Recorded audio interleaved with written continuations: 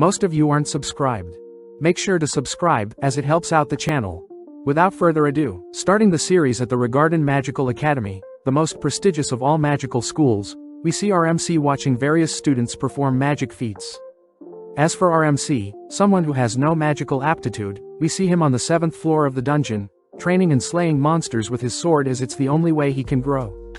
In the capital of magic, Urubis Regarden, students attend the Regarden Magical Academy, all answering basic questions regarding the creation of sulfur by channeling magic into Balka or Aragni dust, and with the sulfur a flame can be created.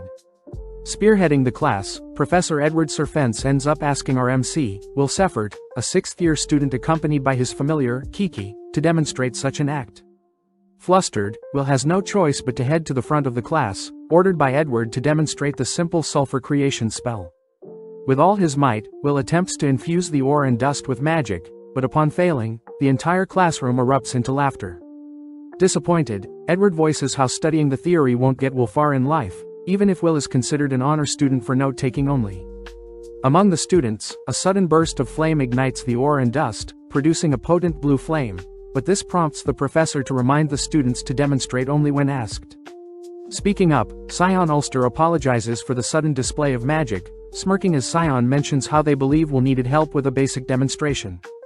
Regardless, Edward casts an ice spell to put out the flames, reminding his students that magic in this world reigns supreme, especially since the heroes of their worlds are mages.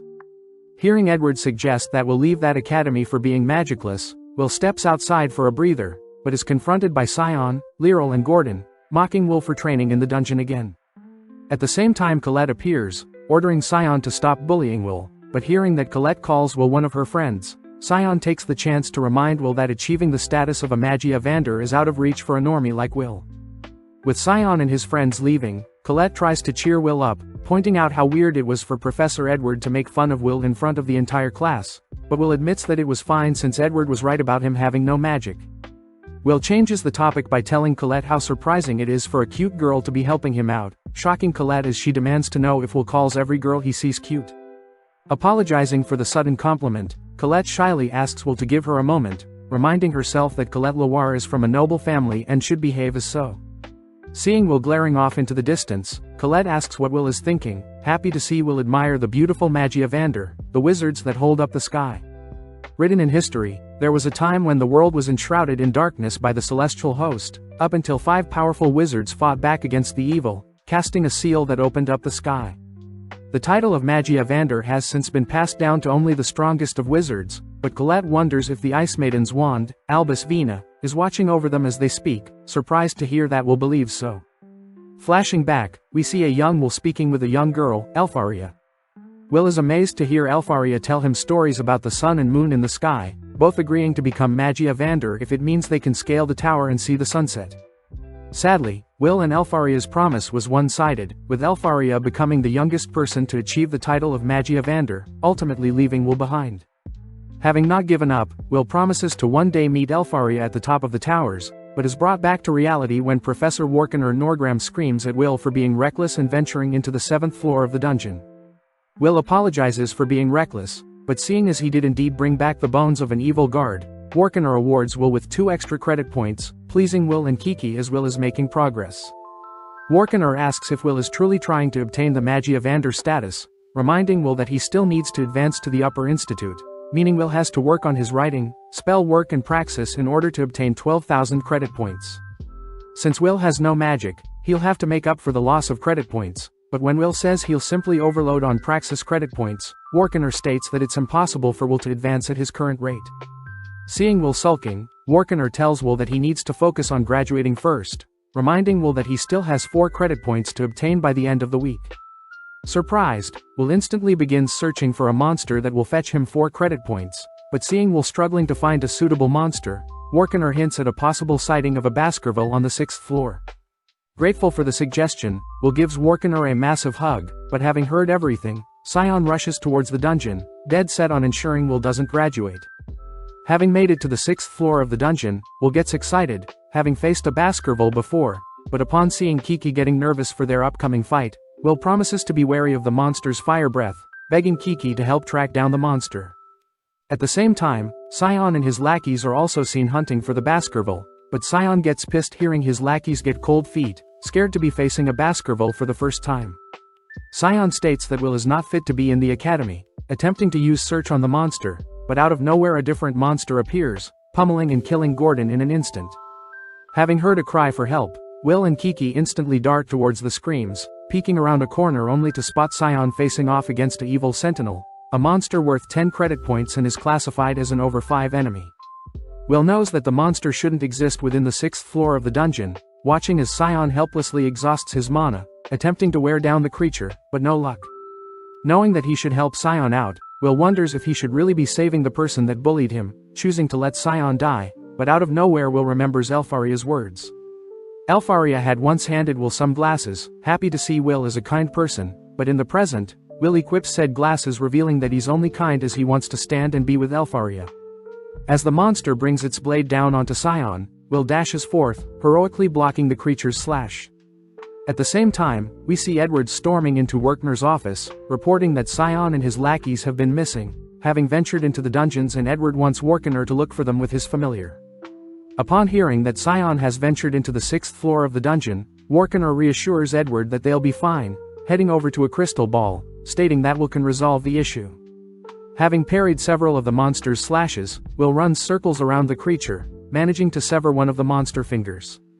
Pissed, the creature blows Will back, firing several pieces of debris in Will's direction, but having increased his speed, Will disappears, impaling the monster from behind. Seeing Will's movements, Scion is unable to believe Will is so manly, but at the same time, Kiki is seen televising Will's actions through the crystal orb, shocking Edwards as Will isn't a normal human. Werkner reveals that Will has an abnormal physique, having superhuman strength in tune with dwarves along with the observational skill to analyze and overcome any attack once he's seen it.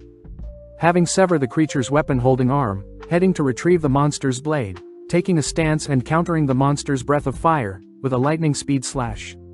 Having decapitated the monster, Will checks to see if Scion is okay, but both Scion and Edward refuse to accept a magicless student like Will to be so capable.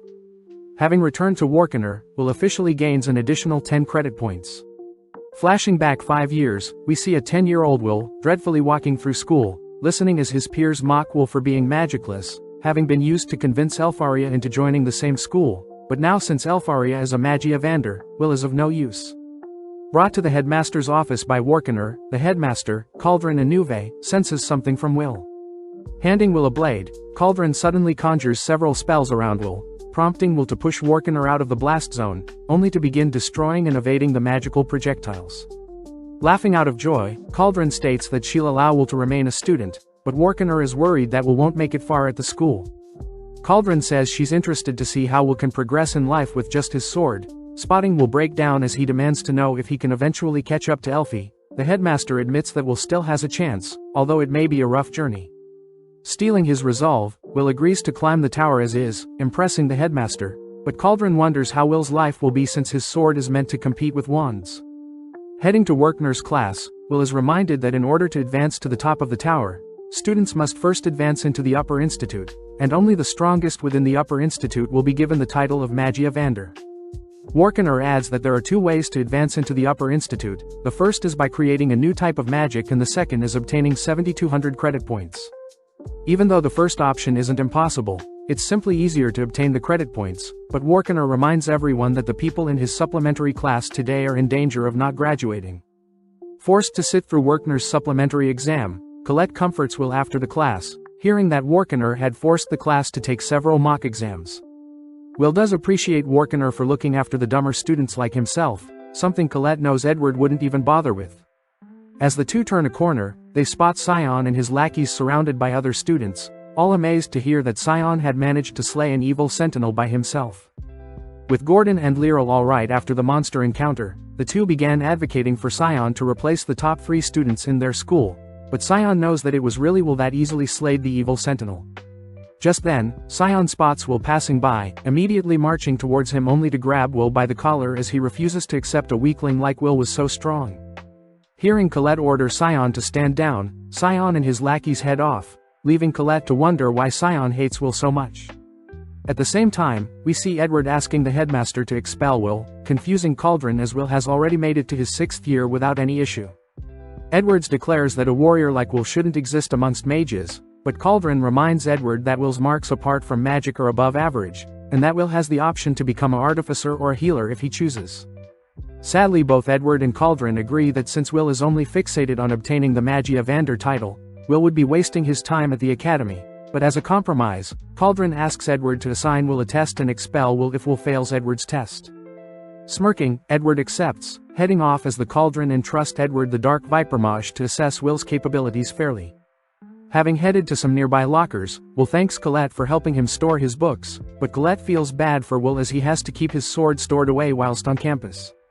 Will reveals that his roommate Rosti also doesn't want him carrying around his sword, so it's better for Will to store it away in both cases, but Will reassures Colette that Rosti and himself are still friends. Now at the study hall, Will begins reciting the history of a Dwarven war, surprising Colette as she wonders why Will is reviewing old material, but Will is simply practicing his writing skills, as he needs a perfect score to pass. Will says he understands how the dwarves felt during the Battle of Garzaronso, as the dwarves continued to fight against enemies with magic, relying on their determination to surpass even magic. Will says he too believes his determination will someday overcome his lack of magic, but Colette gets distracted, spotting a white hair of Will's head. Wanting to pluck the white hair, Colette and Will are interrupted by Edward, asking to speak with Will alone. Heading to the spell hall, Edward says that he'll be giving Will a supplementary class, instantly casting a dark spell that barely misses Will. Edward says Will needs to land a strike on him to pass, and Will must accept since Edward will award Will with 5 spellwork credit points if he succeeds, but Will be expelled if he fails. Getting serious, Edward begins channeling a potent spell, consuming Will with a magic circle. At the same time, Warkener arrives at the headmaster's office, watching as Edward begins barraging Will with spells, wondering why Edward has been assigned to test if Will is worthy of remaining a student. Cauldron wonders why Warkener is so against Will's expulsion, hearing Warkener reveal that Will is the closest to achieving the Magie Evander title, having already reached the top of the tower. As Will continues to evade Edward's low-tier dark magic, he's amazed at the sheer potency of said spells, attempting to rush Edward from behind, but fails to even damage Edward's magical barrier. Blown back, Will's glasses shatter, stunned to see Edward cast spells with no incantation. Racking his brain for a way to defeat Edward, Will hears that Edward will only use his black flames to attack and his magic barrier to defend. Just then, Edward begins conjuring several magic circles, overlapping them only to fire off several black flames at Will, bouncing Will around in the air, only to watch Will helplessly struggle to move, wishing he at least had his blade. At the same time, Colette is seen at the lockers, wondering what sort of kinky stuff Edward and Will could be doing, but just then Kiki crawls into the room, begging for Colette to retrieve Will's sword. Having exhausted Will, Edward begins marching towards Will, asking Will if he knows how many mages it took to overcome 10,000 dwarves during the Battle of Garzaronso. Hearing Will helplessly answer that it only took one mage, Edward stomps Will's head into the ground, reminding Will that magic reigns supreme in the world and that a sword can never compete with a wand. Even still, Will slowly gets up, shoving Edward away, as he declares that he won't stop trying until he can be with Elfie, the person he loves. Disgusted by Will's declaration, Colette suddenly arrives, tossing Will his blade. Equipping his goggles, Will unsheathes his blade, easily slicing through one of Edward's dark flame projectiles. Pissed, Edward traps Will with a flame wall, preparing multiple incantations, making Will shake as he fears he'll burn to death, but seeing as he must defeat Edward to achieve his dreams, Will prepares to risk it all. Charging towards Edward, Will is forced to evade and slice Edward's projectiles, remembering during the Battle of Garzaronso, a lone dwarf by the name of Gareth managed to land a blow on the mage that wiped out his brethren. Impressed by Gareth's feat, the mage ultimately recognized the dwarves as capable beings, something Will hopes to achieve as well, as he distracts Edward's with some debris. Using the explosion from Edward's magic, Will leaps into the air, firmly gripping his blade only to use his momentum to carve through Edward's barrier. When the smoke clears, Will has managed to scratch Edward's face, prompting Edward to leave as he declares Will has obtained 5 credit points for passing. With Will collapsing out of pure exhaustion, Colette rushes to Will's side, but at the same time Warkener is amazed that Will was able to come up with a strategy to conceal himself only to surprise Edward whilst in the midst of battle. As the headmaster praises Will's phenomenal performance, we cut to Rosti preparing dinner for Will and himself, wondering when Will get back. Flashing back, we see the last time Elfie and Will spoke to each other, with Elfie giving Will his signature goggles and Will declaring that he'll climb the tower and meet up with her.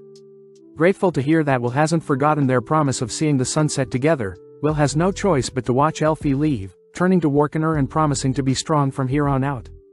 In the present, Will is seen on his delivery job, swiftly delivering out papers, only to run into Donnan, who tells Will he'll be in Gina's tavern later. Grateful for the info, Will carries on with his deliveries, accidentally tripping and spilling the papers, but nonchalantly recollects the papers and Kiki whilst they are still mid-air. Having a closer look at the papers, Will is proud to see Elfie gain credibility for creating a new original magic, being the first to achieve the feat of inventing 12 magics. Reading more about Elfie, Will suddenly reads that the Upper Institute has passed a new order to the Academy involving Elfie, shocking Will. Rushing back to his dorm on the outskirts of the Academy, Will calls out to his roommate, Rosti Nauman, asking Rosti to make him a magic item. Curious as to why Will is so energetic, Will says that Elfie has requested an order, and Will plans on fulfilling since he doesn't have class today.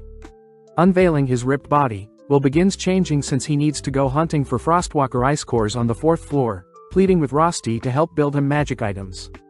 Happy to see Will is honest with his intentions, Rosti hands Will his inventions, amazing Will as Rosti lives up to the role of an artificer or mechanic inventor. Before Will leaves, Rosti shoves some food in Will's mouth, ordering Will to take care. History says that Mage Queen Mercedes once said that everything originates from the dungeons, encouraging future generations to explore and learn everything about the dungeons. Having made it to the 4th floor, Will and Kiki spot several students already hunting for ice cores, not surprised since it was Elfie herself that made the request. Out of nowhere, a massive boom can be heard, revealed to be Scion, who easily took out a Frostwalker with a single spell. Even though his lackeys praise him, Scion knows that the Frostwalkers are nothing compared to the Sentinel Will defeated, but seeing Scion so fired up, Will gets motivated and has no choice but to head deeper into the floor. Suddenly spotting a girl being cornered by several beasts, Will instantly equips his goggles, dashing forth as he slices up the creatures.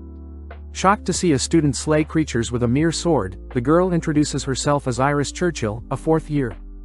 At the same time, we follow Warkener teaching a class containing Colette and Rose, learning that new magic created is normally named after the creator or words associated with the creator.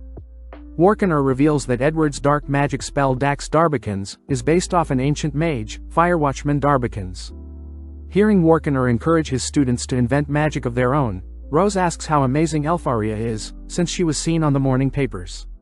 Warkener holds back his excitement, stating that Elfaria is beyond amazing, having created 12 new spells, a feat that makes Elfaria one of the greatest to ever live. With students all acknowledging how amazing it must be to wield the ice affinity, Colette realizes how special Elfaria is, having wondered why Will was always chasing after her.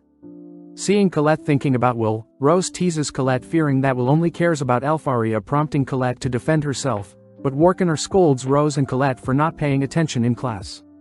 Back with Will and Iris, Iris mentions how she has heard rumors of the Magicless student, grateful to be finally meeting Will, surprising Will as a junior 2 years younger than him doesn't discriminate against him. Iris states that she could never hate someone that saved her life, flustering Will as Iris is quite gleeful, but Will learns that Iris is also here to fulfill Elfaria's request, hoping to become Magia Vander one day as well.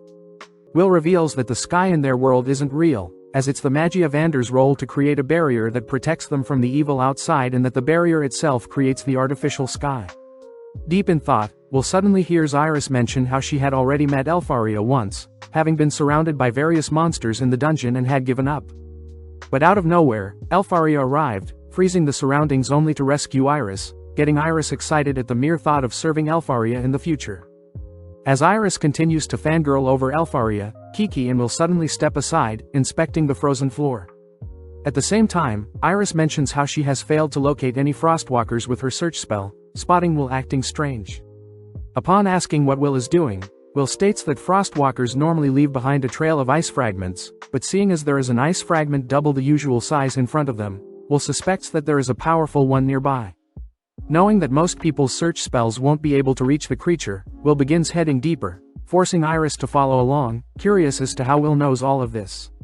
Will states that his experience makes up for his lack of magic, but detecting movement in the corner of his eye, Will suddenly tackles Iris, both barely evading the boss's charge.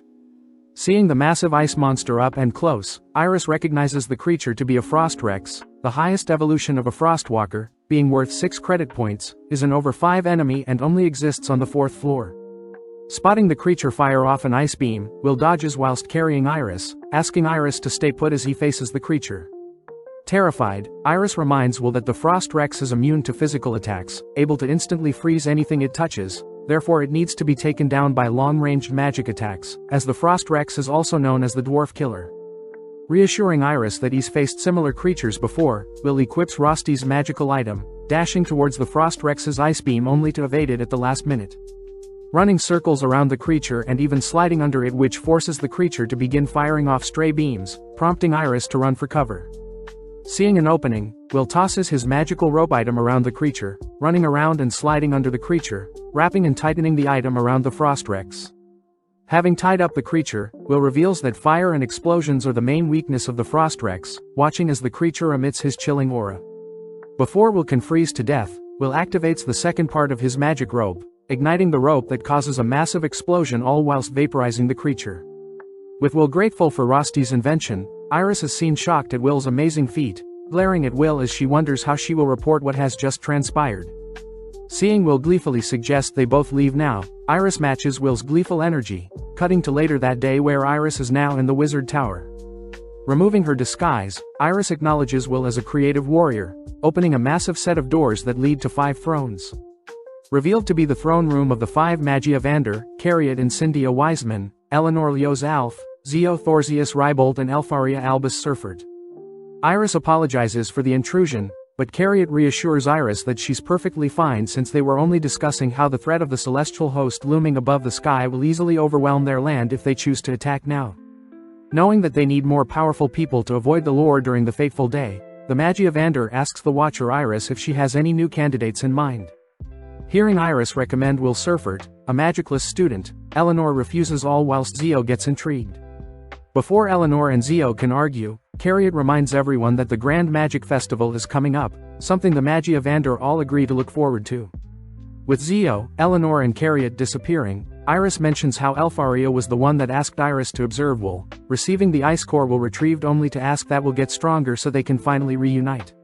With a practical day arriving, it's well known that students must obtain 12,000 credit points to advance into the Upper Institute. We see Scion uses fire magic to obtain 9,889 total points and Colette using her earth magic to obtain 7,340 total points. At the same time, Will struggles to slay his golem, preparing to throw a punch, but gets distracted when his fellow student mock him, falling to the ground as he is struck by the golem. Elsewhere, Lihana Awenzeus makes use of her lightning magic to achieve a total of 10,100 points. Wignall uses wind magic to gather 10,075 and finally Julius Reinberg manages to obtain a total of 10,048 with his unparalleled ice magic. Lihana acknowledges how strong Wignall and Julius is, watching as Julius declares Lihana and Wignall as his rivals, but as Julius hands the 2 ice rows, Lihana and Wignall simply shred the rows heading off as other onlookers watch knowing only those 3 are points above 10,000. Off to the side, Will grows more depressed, having only obtained 5,405 points, and only has 1 year left to achieve 12,000. Spotting Julius approaching, Will quickly gets out of his way, overhearing Julius and his lackeys mention the Grand Magic Festival. At lunch, Will asks Colette if she thinks he can win the sky race at the festival, but Colette advises Will to focus on the duels just like herself, since the elves will probably prioritize the sky race. Reasoning that his best chance to get scouted would be the duels, Will knows that everyone is probably thinking the same as himself. The Grand Magic Festival is an event held every 2 years, where various events are held to show off students' skills to high mages from the Upper Institute. Colette also takes the chance to remind Will of the 4 factions to look out for, these being the Lightning Lord's Wand, Thorsius Fash, the Sacred Elf's Wand, Elith Kanan, the Flame Emperor's Wand, Incendia Barum, the Ice Maiden's Wand, Albus Vina and finally the Light Sovereign Wand, Masteria's Noah. Colette begins dreaming of being picked by one of the Magia Vanders, since anyone picked can skip the requirements for graduation and simply move into the Upper Institute right away, but Will knows that it's never actually happened before. Colette also brings up the myths about the Watches, those who live amongst the students to help with scouting, but Will states that they shouldn't rely on an urban legend.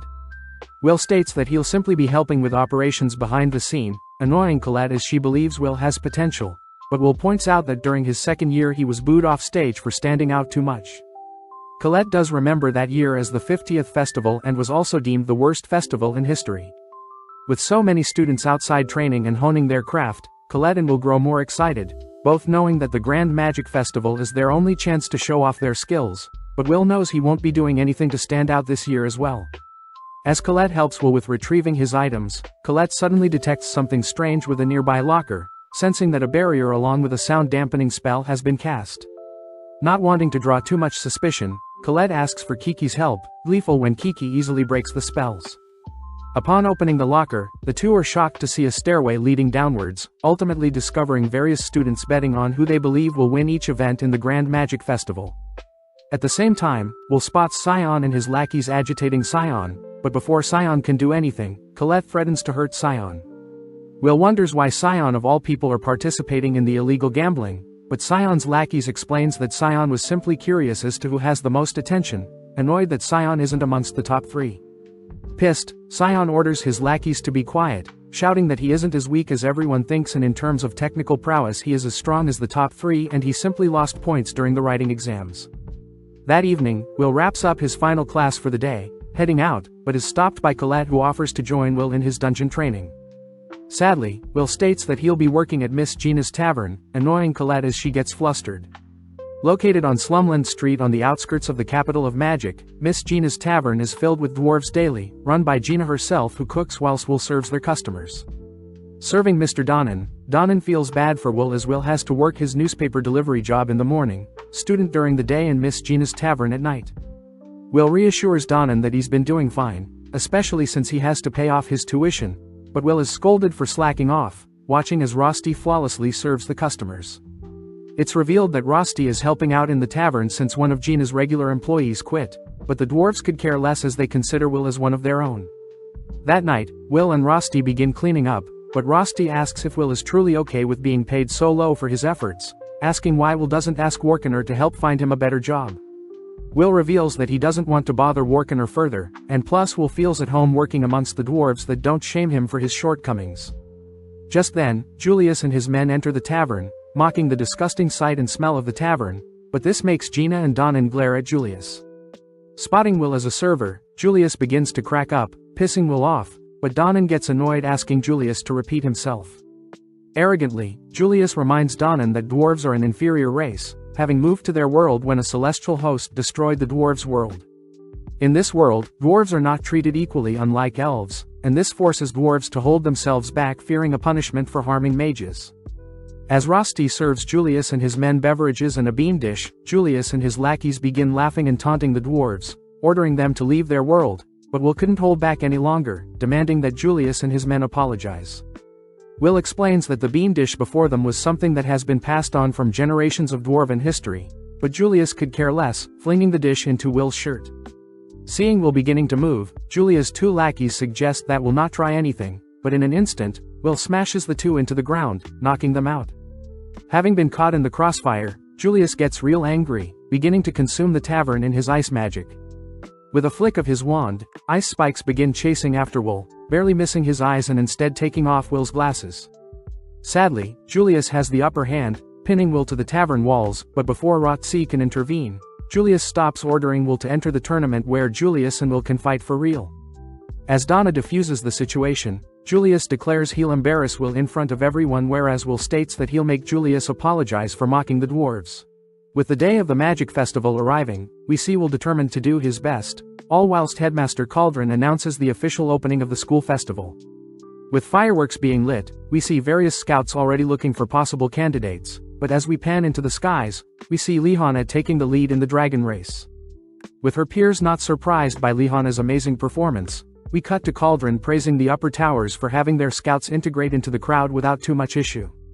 Iris proudly states that they are simply searching for talented students. As Lihana breaks and defends her sky racing title, Iris apologizes as he has business to tend to, hinting at the fact that she needs to cheer someone on. Following Scion, we see his lackeys cheering him on for the Crown Attack event, but Scion is seen rushing somewhere, revealed to have been asked by Colette to join her team. Excited to be alone with Colette, Scion suddenly realizes that Will is on their team, reminded by Colette that their team must have a total of 21,000 points to compete in the Crown Attack. When Scion demands to know why he should help Will out, Will looks past Scion, glaring at Julius who has just entered the same room. Pissed, Scion learns that Julius and Will apparently have some beef, but as the afternoon events are starting we cut to Mike Myas, the 6th-year student in charge of commentating. Mike also announces Edwards as his co-host, annoyed at first, but is forced to put up with Edward as a guest announcer.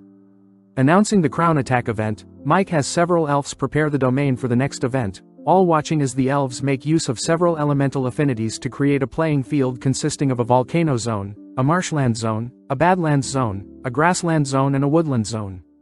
Mike states that participants will start in 3 party teams scattered around the arena, all tasked with making their way to the central arena, where the first team to claim the crown wins. Of course, the announcer reveals that there have been various traps scattered all across the lands, encouraging students to find the shortest path to the crown if they dare, and that teams can obscure other teams. Edward adds that the overall test examines students' abilities to navigate through irregular landscapes, just like in the dungeons, something the scouts will be interested in seeing. Mike mentions how the crowd favorites to win are Squad 12 led by Wignall along with Squad 9 led by Julius, but Mike does point out Will's Squad 6, the team least popular. As the crowd mocks Will for even signing up for such an event, the teams head out to their assigned positions, but Warkener gets horrified realizing that Will is participating as one of the teams. Warkener rushes to warn Will about how unfair the event will be for him, but even Warkener is surprised by Will's serious demeanor, unable to change Will's mind once he has made up his mind. With all teams scattered and ready, the event begins, prompting everyone to begin rushing towards the arena. Following Julius's team, we see the mysterious boxes scattered in their surroundings transform into golems, the first obstacle all teams will have to overcome. Following Will, Mike is surprised to see Will's squad rushing towards their golems, prompting all the students to mock Will's suicidal strategy. Calling out to Colette, Will has Colette enchant his gauntlet with earth magic, throwing a punch at a single golem which sends it flying into one of the school's observatory drones. With everyone completely baffled by Will's display of strength, something Warkener knew was going to happen, as Will with his gauntlet is just as capable as a mage with his wand. As Mike announces Will as the first team to break through the golem swarm, Scion begins scolding himself for allowing a nobody like Will to save him in the dungeon, pissed that even at his level, he seems to be inferior to Will in every way. Moving on to the wastelands, Will's squad are faced by a series of other boxes, all firing earth projectiles towards the squad. Using his gauntlet, Will slams the ground, creating a temporary barrier, only to dash forward, once again relying on Colette to conjure several blades for him. Running towards the boxes, Will begins tossing the blades to shatter the boxes, nonchalantly clearing the second stage, shocking onlookers as they refuse to accept Will has been hiding his power all this time. Edward announces that since Will spends most of his time in the dungeons, Edward is not surprised by Will's keen battle senses, something that makes Iris cheer for Will loudly. As several parties hear word that Will's is passing each stage with ease, they rush to catch up, but eventually they begin to slowly fall to the dangerous traps within each stage. Following Julius's squad, Julius gets annoyed hearing that Will has taken the lead, choosing to go ahead and stop him. As Will's squad reaches the final stage of the Enchanted Woods, Will suddenly notices that the forest has been laced with chain traps, forcing Will to unearth the spells, easily having them cancel each other out. Seeing as Edward was the one that designed the chain traps, Mike asks for Edward's take on Will's solution to his trap, but Edward simply clicks his tongue annoyed. Having made it almost through the forest, Will knows that they'll start fighting other teams but reasons that he should take the opportunity to cut off Julius's team and ambush them. Out of nowhere an ice spell pierces Will, but luckily it barely misses Will's torso, shocking Will as he wonders how Julius reached the forest before them. Wondering where Julius's team is, but as Julius charges up several ice projectiles, Will quickly dodges, choosing to face Julius here and now. At that exact moment, a massive burst of flame can be felt from behind, revealed to be Scion, who is tired of standing idly by. Chanting a long spell, Scion aims his spell towards Julius, but realizing that Will is in the way, Colette barely manages to erect an earth barrier, barely blocking Will from the crossfire. As Will checks for any damage, Scion orders for Julius to leave Will to him, demanding that Will and himself finally have their one-on-one duel. Confused, Will demands to know why Scion is acting like this out of nowhere, but as Colette tries to stop the two boys from fighting, Julius separates Colette from the others with a massive ice wall, revealed to have survived Scion's devastating fire spell. With no other choice, Will retrieves a blade, standing off against Scion, who seems to be his next obstacle.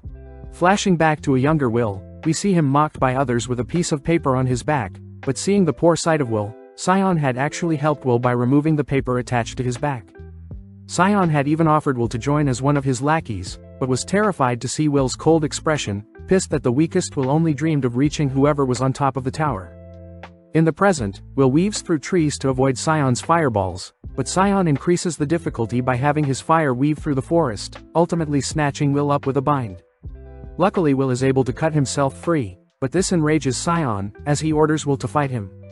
Still hesitant, Will states that he must make Julius apologize to Donald and the others, but Sion could care less, firing off more projectiles whilst Will searches for alternative solutions. At the same time, Mike commentates on how silly Sion and Will's brawl is, asking for Edward's opinion, only to get weirded out seeing how happy Edward is. Having seen everything transpire, most of the scouts note how Will's squad is being caught up in some unnecessary fighting, all disappointed to see Sion lose his temper. Following Rosti, we see him and Kiki grow concerned at Will's situation, suddenly noticing Iris appear, greeting her as they seem to know each other. As Iris sits beside Rosti, she cheers loudly for Will, surprising Rosti as he learns that Iris is completely obsessed with Will. Jealous Rosti mentions how Will is so popular, having always been on Will's side since they became roommates, but Rosti also mentions how they suspect Colette may also fancy Will. Cutting to Colette, she's seen running from Julius's ice projectiles, pissed to hear Julius tease her for having the Earth Princess title, but Colette is caught off guard when Julius sets off one of Edward's traps. In the arena, the crowd all suddenly gasp, realizing that there are multiple Juliuses, watching as Julius appears in front of multiple teams all confronting them. Surprised that Julius fulfilled his promise, Wignall gleefully greets Julius, but with a wave of his wand, Wignall shreds the Julius clone before him, surprised to learn that Julius had pulled off one of the Magia Vander's original spells. As the crowd goes wild, believing that Wignall had defeated Julius instantly, we cut to two mysterious elves, Filvis and Lefia, both criticizing Wignall for his subpar magic. In the stands, Sion's lackeys also begin to wonder why Sion hates Will so much, believing that there may be an alternative motive, especially if Sion was willing to give up his team's lead in the tournament. Back with Will, he's seen still standing, racking his brain for the reason Sion hates him so much. Flashing back, we follow the memories of Will from when he was younger, constantly bullied but Will never wanted anyone to accept him, especially not Sion, as all Will cared about was reaching his goal of reuniting with Elfie. In the present, Sion unleashes a powerful projectile, making some time for him to begin a powerful incantation, only to call forth his Flame Guardian Falcon. Sending forth his guardian, Sion watches as Will leaps into the air, all whilst severing the guardian's wings, but as Will makes a dash towards Sion, Will suddenly spots the guardian regenerating. Making note of the guardian's core, Will realizes that he's now pinned between Sion and the guardian's fire projectiles. Will chooses to evade one only to block the other with his gauntlet. Will also realizes that most guardians are meant to defend and protect a mage whilst they prepare incantations, but Sion's guardian seems to be overly offensive.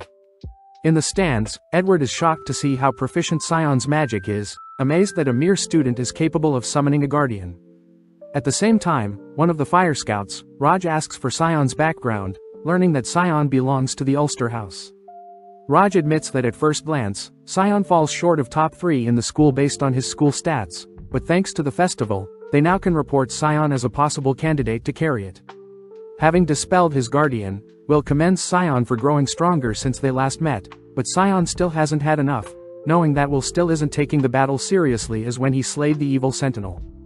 Hearing Will states that they have no reason to fight, Sion grows infuriated, demanding to know why Will doesn't hate him, but Will corrects Sion, stating that of course he hates Sion along with everyone that bullied him, but right now he has to defeat Julius. Even more annoyed, Sion states that he doesn't care who or what Will is, all he cares about is being treated with respect, making Will realize what Sion wants. Apologizing for not taking the fight seriously, Will finally puts on his goggles, choosing to respect Sion by going all out. Finally pleased, Sion calls for his guardian once more, ordering the guardian to charge all whilst Sion layers multiple fire spells onto Will. Knowing that he won't win by running away, Will chooses to take a leap of faith, running towards the danger, only to dodge the guardian's pathing and Sion's projectiles. Having already learned the guardian's pathing, Will manages to pierce the guardian's core, finally heading straight for the source of the danger. As Sion and Will prepare to bet the duel on this final attack, a massive stone wall suddenly falls to separate them, revealed to be Colette. Colette scolds the boys for still fighting, revealing that she had managed to defeat Julius's clone, but Sion is more flustered seeing Colette's clothes all torn up. Colette tells Will to hurry towards the arena and face Julius, stopping Sion from interfering, but this earns Colette a thanks along with Will's jacket, embarrassing Colette. As Will promises to have a rematch with Sion, We cut to the stadium where Mike announces Julius as the first team to make it to the arena. But before Julius can claim the throne, Will appears, leaping over the stadium only to challenge Julius to a one-on-one. Cutting to Elfaria up in the wizard's tower, Sarissa her maid scolds Elfaria for quietly sneaking a nap, only to slap Elfaria awake. Sarissa asks that Elfaria take her Magia Vander duties more seriously, secretly annoyed that Elfaria isn't fit to be one of the elites, but nonetheless Sarissa asks Elfaria to look through the selection of students the Ice Scouts have found. First, Elfaria checks out Julius, a name everyone has made note of, something Elfaria believes will have to be her eventual successor. Back in the stadium, Will begins to circle Julius's squad, impressing Julius as he admits that he's surprised Will even caught up to him. As Julius conjures an ice rose, he gets excited at the thought of humiliating Will, but Will equips his goggles, stating that he'll have Julius apologize before he defeats Julius. Making the first move, Julius shatters his ice rose, swiftly creating a smokescreen that surrounds Will. Standing guard, Will wonders if Julius will go for a direct attack, but upon calming himself, Will detects 3 separate vibrations in the ground, deducing that Julius's team intends to surround him. Out of nowhere a massive ice projectile appears from behind, forcing Will to continuously dodge, reasoning that he'll be able to determine the positions based on the direction of the ice projectiles. Having evaded 3 projectiles, Will now has the positions of his 3 targets, spotting Julius only to leap towards him. Sadly, another projectile flies towards him, knocking Will out of his trajectory, as he suddenly realizes that Julius's team hasn't moved an inch. As the smoke clears, it's revealed that there are 4 Julius clones, but as the clones slowly march towards Will, Julius mentions how his clones explode, suddenly erupting as one of the clones encases Will in ice. Mortified at what has just transpired, both Edward and Warkener both recognize Julius's clone magic as one of the 12 ice spells Elfaria invented. Pissed, Will demands to know how a mere student can learn one of Elfaria's secret spells, but Julius states that his mere talent allowed him to mimic one of Elfaria's Magia Vander spells, mocking Elfaria for being not that talented. Infuriated, Will breaks out of the ice, lunging at Julius, but Julius simply waves his wand, launching an ice projectile to slow Will down. Simultaneously, Julius's clones also begin barraging Will with projectiles, forcing Will to remain stationary and defend. As Julius's members begin mocking Will's pathetic attempt, Julius chooses to unveil another one of his spells, having his 3 remaining clones suddenly blast Will with beams of ice, ultimately trapping Will in an ice pyramid. Realizing that he has nowhere to run, Will watches as Julius prepares to crush Will with a massive ice obstacle, hopelessly watching as his dreams are crushed. As the crowd goes silent from Julius's dazzling display of magecraft, Mike and Edward praise Julius for defeating his opponent without taking a step. Resummoning his clones, Julius marches towards the center of the arena, announcing himself as Elfaria's successor, but both Iris and Rosti both mock Julius for underestimating his opponent, shocking Julius as he realizes Will is still alive. Having carved his way out of the ice, Will thanks Julius for calming him down, admitting that he wasn't thinking because Julius had made fun of Elfie. Angered that Will is still standing, Julius's group along with Julius's clones all launch ice projectiles in Will's direction, suddenly disappearing only to appear behind Julius's team. As Will knocks out Julius's 2 group members, Will states that Julius's clone magic is nowhere near perfect.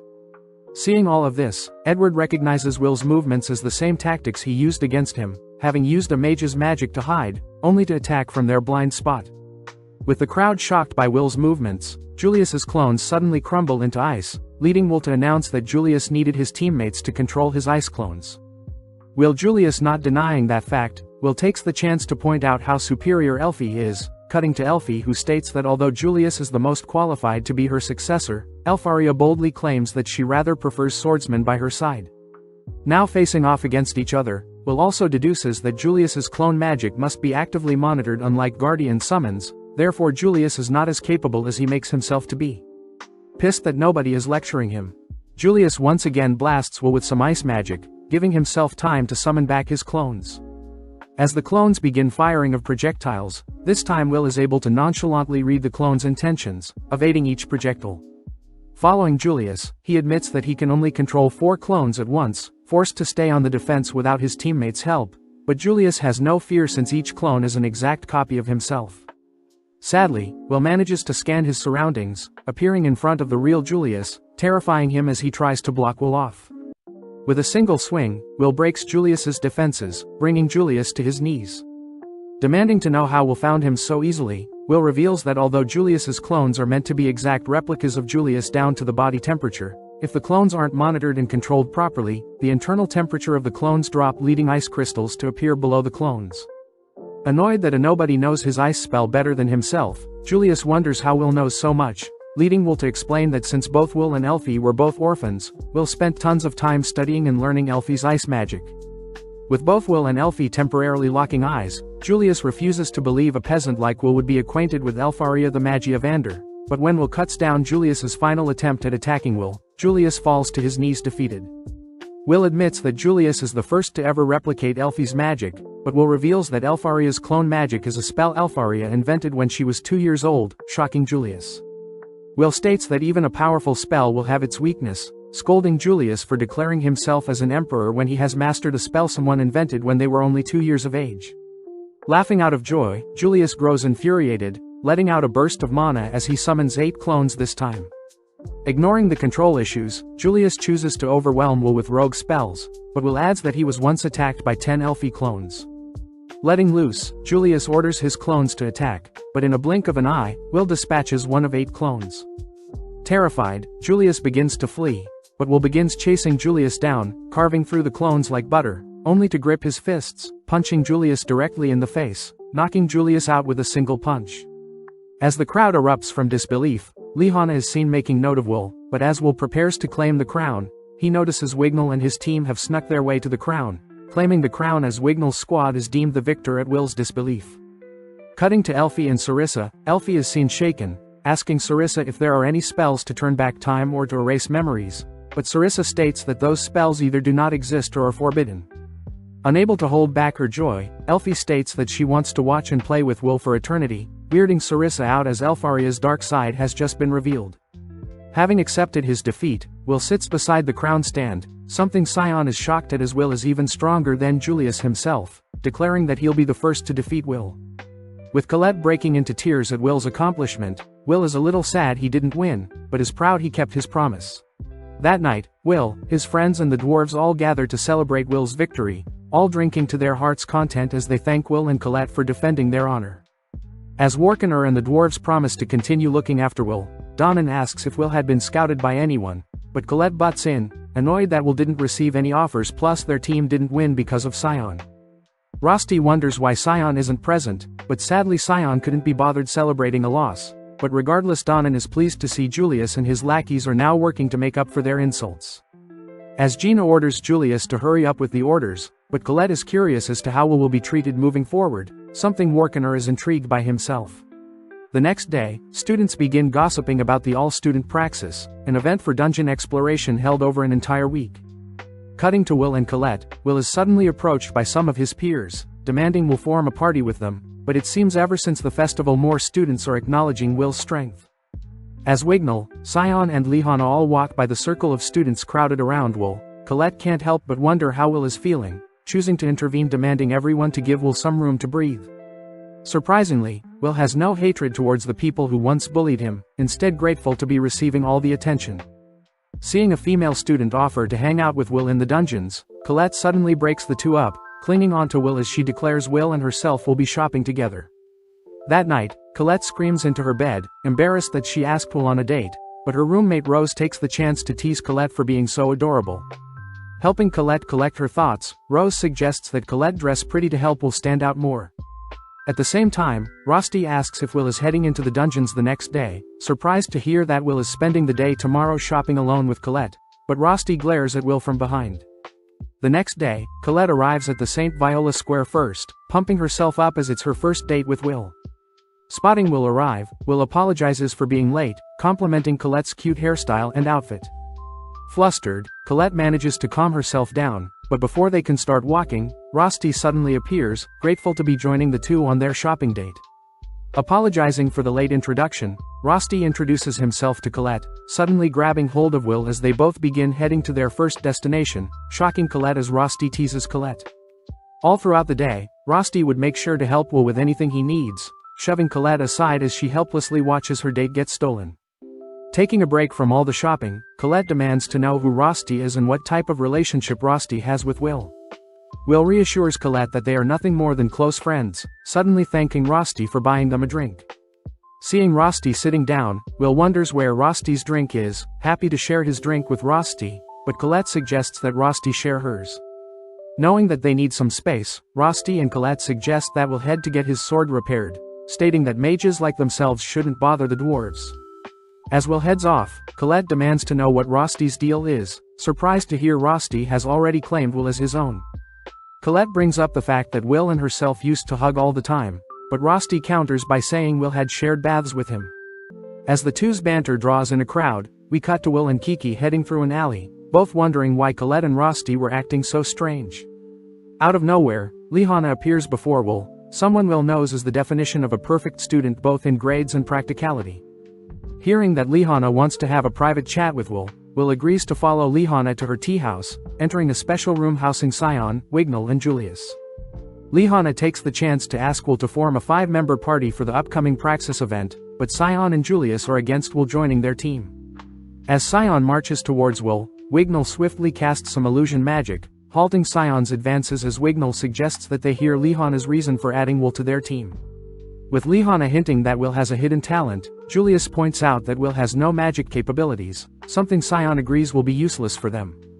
Speaking up, Wignall scolds the boys for looking down on Will because he defeated them, revealing that he trusts Lihana completely since Lihana surpasses Wignall himself.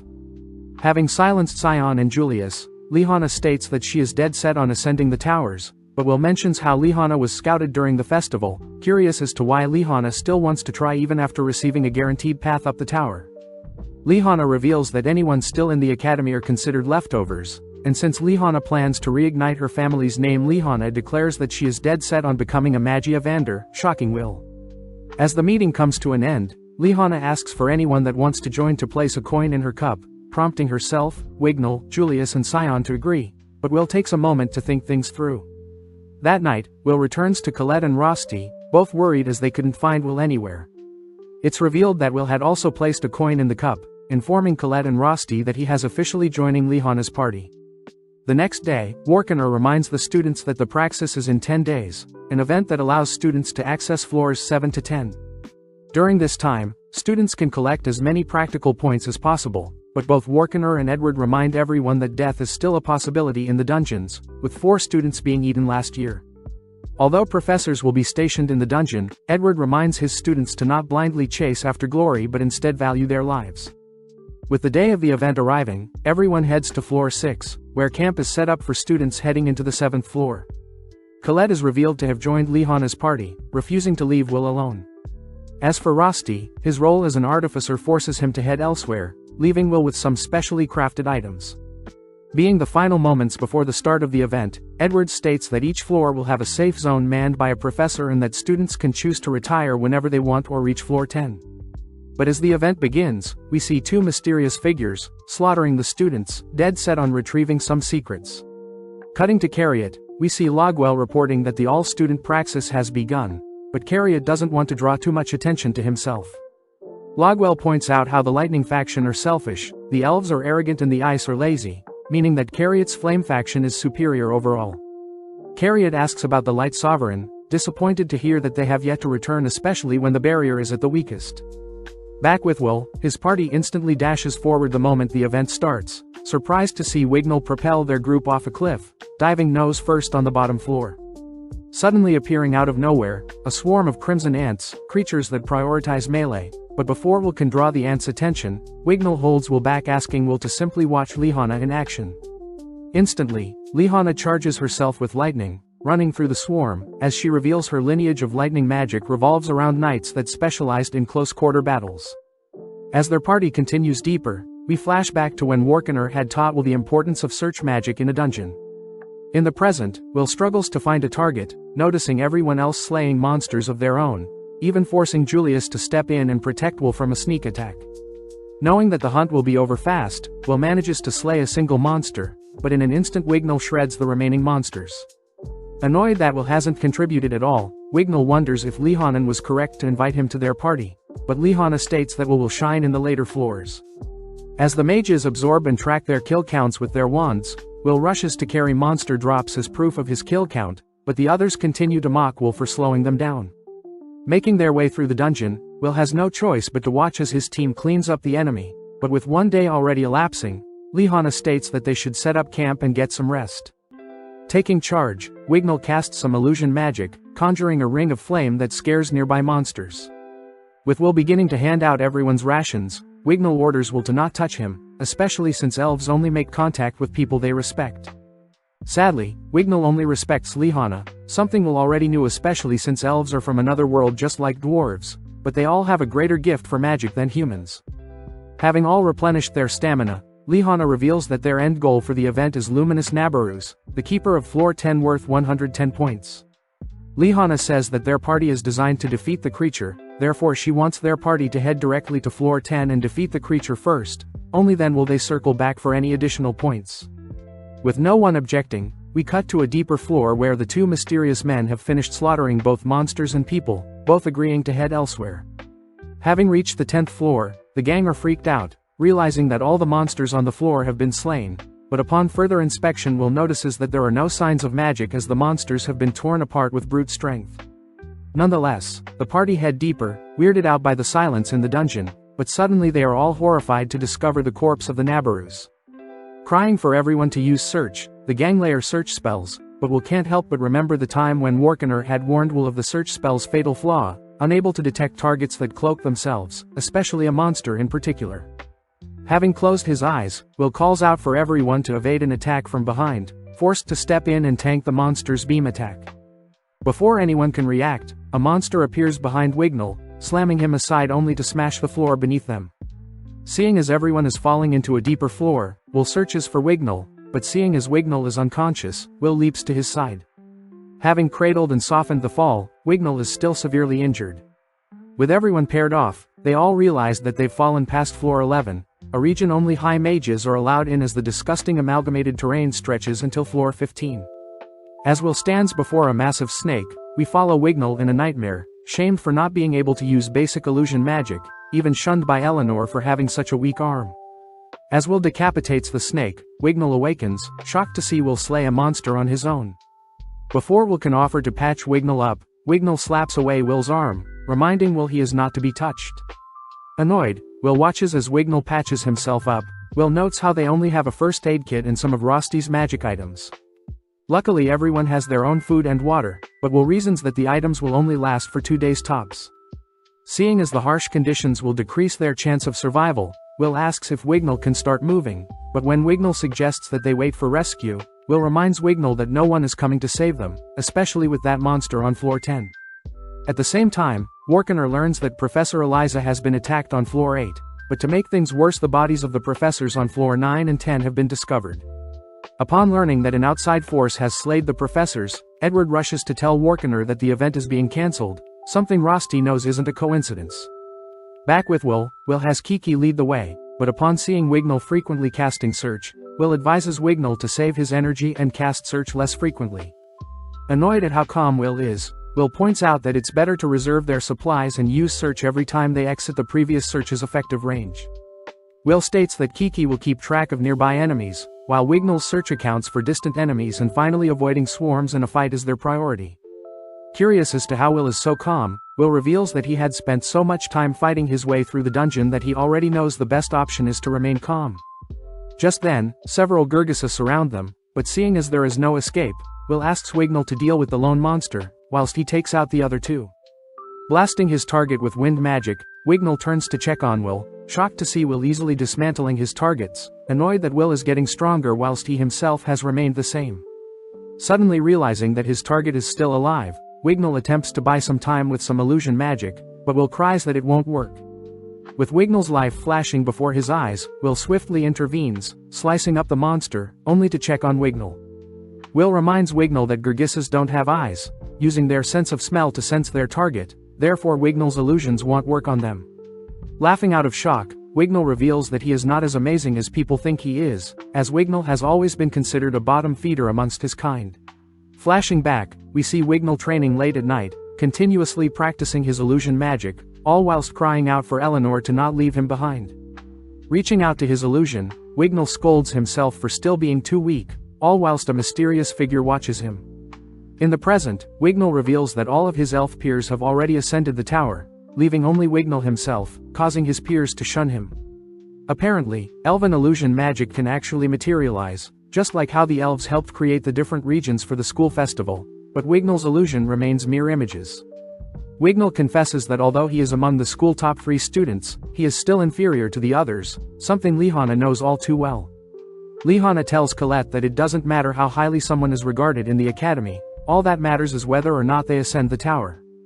Lihana remembers a girl during their first year of the academy, but unlike Lihana, the girl soon ascended the tower and became a Magia Vander, someone Colette knows as Elfaria.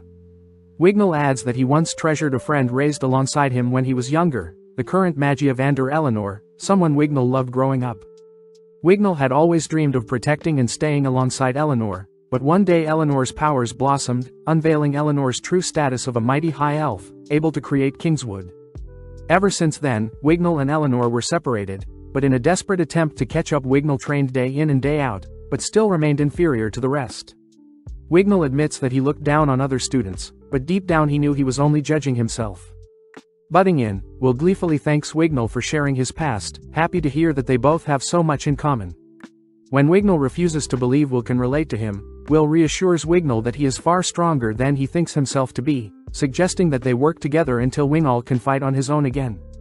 At the same time, Colette mentions how Lihana's toxic way of thinking will only slow down her progress, hinting at the fact that Will shares the same dream of reaching the top of the tower.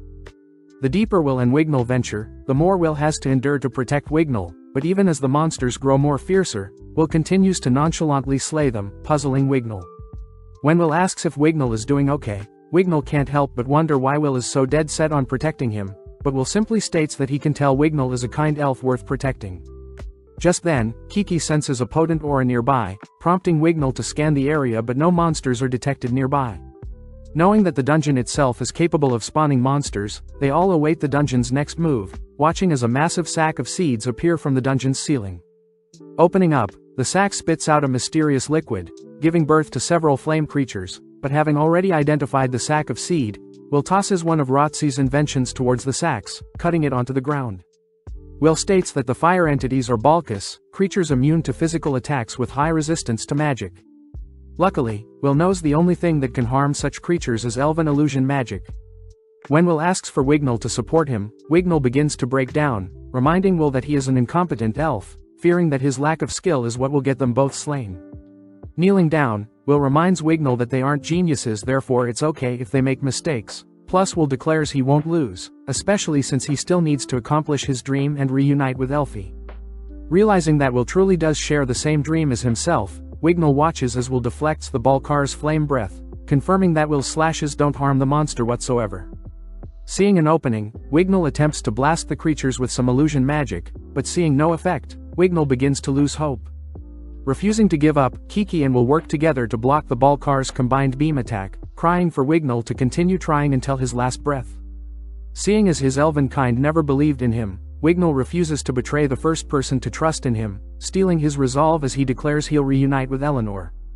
Calming himself, Wignall cries for his illusion magic to obey him, managing to conjure several pillars that puncture and slay the Balkars, leaving behind a massive forest-like terrain. As Will turns to check on Wignall, Will is surprised to see Wignall apologizing to Will on his knees, taking the chance to also admit that he had been observing and inspired by Wignall's hard work all this time. With Wignall finally accepting Will as his equal, deeper into the dungeon, Will takes out a map, revealing it to be one of Rosti's items that helps create a map wherever the user goes. Additionally, Kiki has been following the scent of Sion and Colette, cutting over Sion and Julius, who seems to be managing fine. When Julius asks for some water, Sion refuses as they need to ration their resources, but Julius can't help but get pissed at how high and mighty Sion is acting. Using search to scan the area, Julius is suddenly pulled aside by Sion, stating that there are monsters nearby. Enhancing his eye, Sion unveils several evil sentinels cloaked nearby, choosing to confront them head-on as he refuses to be humiliated by such a creature again.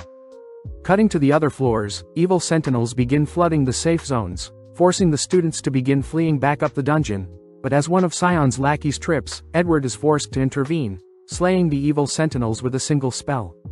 Right on time, Warkener shows up with the Sky Racer, picking up Edward as they both venture deeper to rescue any lost students. Edwards asks if there may be any students on the deeper floor, but Warkener can only think of Will's group, reassuring Edward that his crystal orb will lead them directly towards Kiki. Following Lihana and Colette, the two girls continue to leave traces of themselves behind, continuing through the dungeon as Lihana reports that they've been exploring for 16 hours already. With their resources running low, Lihana suddenly begins to apologize for failing as a leader, but Colette reminds Lihana that she couldn't have anticipated that monster to appear, making Lihana thank Colette for cheering her up. As Colette wishes for Will to come save them, we cut to Will and Wignall who are rushing towards a source of magic nearby, shocked to spot Scion amongst a pile of evil sentinel corpses. Confirming that Julius is also okay, Will realizes that Julius had used so many ice clones to assist with Scion, but both parties soon realize that they have yet to run into Lihana or Colette. At the same time, Lihana stops Colette from exploring further, spotting Professor Bruno appear, only to realize it was only his severed head. Writing some text in the air, the Headless Man greets the girls as Headless, prompting his partner Mars to scold Headless for messing around.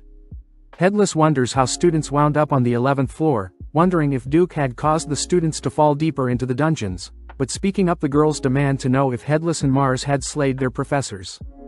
Crushing Bruno's head, Headless reveals themselves to be mere villains dead set on removing the false sky erected by the Magia Vanders. Unable to process what they are hearing, the girls watch as Headless conjures an aerial blade, sending it flying directly at the girls' heads. Out of nowhere, Will appears, intercepting the projectile, apologizing for arriving late. Will thanks the girls for leaving a trail behind for them to follow, but as Will rushes to engage the enemy, Will is suddenly shot back by one of Headless's spells. As Colette and Wignall soften Will's fall, Headless grows more excited, but knowing that they're running out of time, Mars drags Headless away, stating that they have to retrieve what they need first. Leaving behind a gift, Headless calls for Duke, opening up a gate with the Mage Queen's secret transportation magic, summoning an evil Grand Duke, the same creature the gang encountered on the 10th floor. It's well known that the credits obtained from slaying a monster directly quantify the value of Mage, with 1 credit obtained from slaying a monster worth 1,000 credit for a Mage, meaning the Grand Duke slain is worth 270,000 Mage points. Seeing the Duke charging up its breath, Will cries for everyone to evade the beam at all cost, watching as the beam skims past them, incinerating the surrounding area. Knowing that they stand no chance, Lihana orders for everyone to retreat, but seeing as they won't make it, Wignall stays back to stall the monster. Conjuring a wooden wall, Wignall helplessly watches as the Duke tears through the wall, forcing Will to drag Wignall away from the blast radius of the monster's breath. Having fled from the Duke, Colette demands to know what type of monstrosity they're facing, learning from Will that the Grand Duke is a monster that only appears past the 25th floor, something unnatural most likely caused by the mysterious villains. Taking a vantage point, Will assesses the situation, noting how the Duke is ordering the evil guards and evil sentinel creatures to begin hunting down Will and the gang. Hearing Julius beginning to panic, having already accepted his fate, Lihana wonders what she can do to rally together everyone's spirits. Seeing as there is no other option, Will declares that they must slay the Grand Duke, seeing as Baron-type monsters spread their domain across multiple floors. Colette agrees that taking down the master of the domain should give them breathing room to find help, but Julius is completely against it, pissed that a no-talent is giving them orders. Speaking up, Wignall states that he fully trusts Will, prompting Colette and Scion to voice their support as well. As for Lihana, Wignall reveals that Will is his new equal, something that ultimately convinces Lihana as well. Seeing as the majority agrees, Lihana admits that Will is more fit to be the leader, entrusting their lives with Will, something that surprises Will. When Julius still refuses to listen to Will reveals that Julius is crucial to taking down the Duke, offering to reveal one of Elfaria's secret tricks. Heading out, the gang positions themselves above the Duke, drawing the attention of the Duke from different angles. Spotting Julius casting a spell, the Duke blasts Julius with its breath, but it's revealed that multiple Julius clones are casting the exact same high-level spell.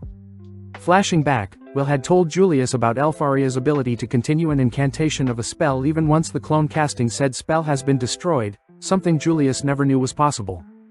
Pissed that a no-talent is expecting big things from him, Julius continues conjuring a powerful ice incantation, preparing to unleash it onto the Duke, but the Duke suddenly locks onto the real Julius.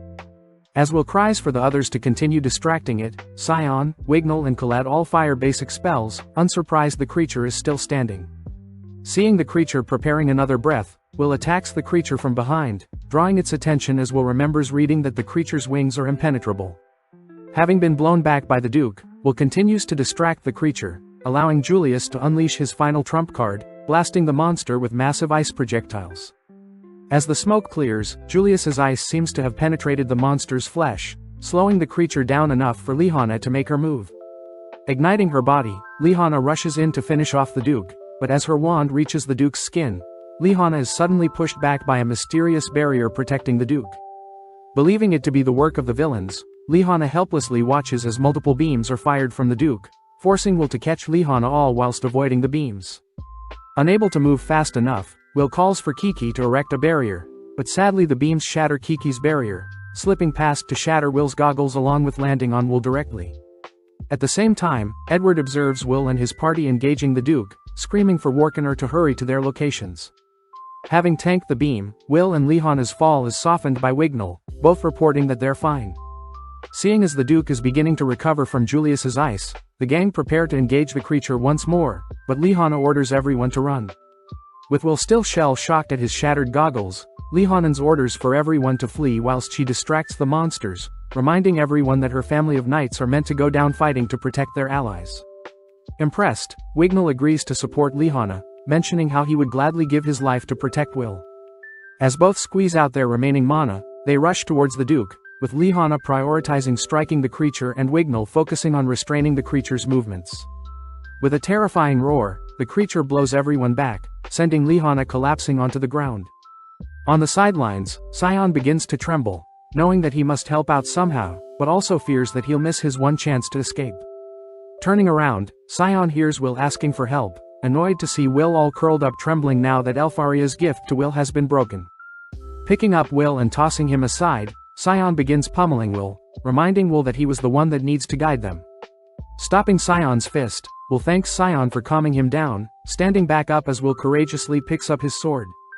Seeing Will heroically head towards the danger, Sion wonders how Will can be so fearless, but Colette corrects Sion, stating that Will has always been scared. Colette reminds Sion that a sword requires Will to attack the enemy face-on, whereas a wand allows the mage to attack from afar, something Will makes up for by showing courage in the face of death. As Will, Lihana and Wignall all engage the creature, they stand no chance scratching the monster, forcing Colette to join in, all whilst Sion wonders what he should do. Will knows that the Duke's wings are giving it massive aerial advantage, reasoning that they must first cut off the wings if they hope to win. With Lihana and Wignall exhausted, Colette steps in to distract the Duke, allowing Will to slowly inch closer to the monster. As both give each other the signal, they both watch as the Duke bombards Will with several beams, but having already anticipated such an attack, Will leaves behind his sword in order to evade the attack. Appearing behind it, Will calls for Colette to manifest a new sword, giving Will the opening to slice off one of the Duke's wings. Sadly, the Duke immediately follows up by blasting the surrounding area with a beam, but gets distracted seeing Sion riding in with his guardian. Having used his guardian to block the Duke's projectiles, Sion manages to land an advanced fire spell of his own on the Duke, but instantly the creature recovers, blowing Sion back. Having depleted everything they have, Will truly begins to despair, suddenly spotting a mysterious crystal fall in front of him, revealed to have been Rosti telling Will something. Suddenly seeing a flashback of an injured Elfaria, a scene of a lady cradling a baby in front of a hooded figure can be seen. As the lady declares that a sword and wand will one day join, suddenly bringing Will back to the present as he calls for Sion's help, rushing towards his sword. Reading Will's intentions, Sion shoots a fire spell in Will's direction, shocking everyone as Will reveals his blade has now been infused with Sion's fire. As Warkener, Edward and Will's party watches on, Will charges towards another beam attack from the Duke, crying out for his new power to be unleashed. Having cut past all the beams, Will lands a direct slash on the Duke's body, severing the creature into two. Check out one of our other videos on the screen or in the info card above. Subscribe, like and comment.